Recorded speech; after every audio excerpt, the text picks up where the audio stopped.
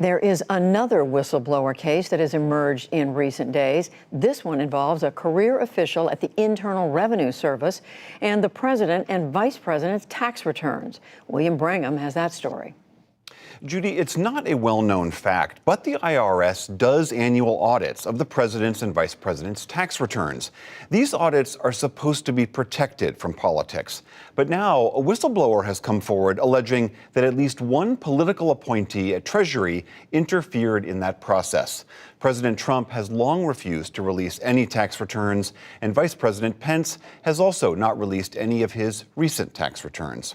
Jeff Stein is part of the Washington Post team that broke this story, and he joins me now. Jeff, welcome back to the NewsHour. As best we know, can you tell us what is it that this whistleblower is alleging happened?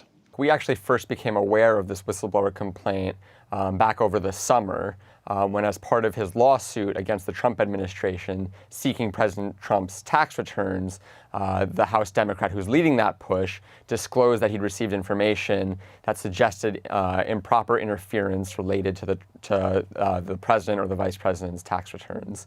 What we've learned recently and what we published yesterday is that that complaint comes from a senior IRS, a career IRS official, and names at least one Treasury official as being implicated in potential interference with the president's or vice president's audit of their returns. I think it's really clear, and we try to stress in the story, and I'll try to stress here, that we do not know what kind of interference this refers to. Is it someone calling and saying, stand down, don't go too hard on the president and his audit or his return? We have no proof of that right now. This could be as simple as an informational call to say, hey, what's the deal with the president or vice president's audit? That said, even that level of communication between political officials at the Treasury Department and career staff at the IRS, who are supposed to be completely walled off from political considerations, according to the former IRS commissioners I've spoken to, according to legal experts, that could be seen as extremely unusual and potentially dangerous to the integrity of the audit process, which has gotten so much attention recently. Has the Treasury Department responded to this? Officially, no. The Treasury Department spokesperson could not comment to us. However, we've spoken to administration officials who tried downplaying the complaint and said that it was based on secondhand information and hearsay. You spoke to the whistleblower, him or herself, and it's obvious this is coming forward in the midst of these accusations that the president and his supporters have made about the other whistleblower with regards to Ukraine, alleging that that whistleblower and his or her sources are spies or might have committed treason.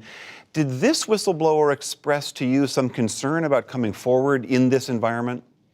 Yes, and that was actually quite striking. He did comment on record to us to say, you know, in this political atmosphere, there's been attacks on whistleblowers, and he said that people who have been silent about these attacks know better and should stand up, and that this, you know, could discourage or deter people who see wrongdoing in the government from speaking out and identifying it, and could pose a serious harm and serious challenge to the ability of whistleblowers to do that.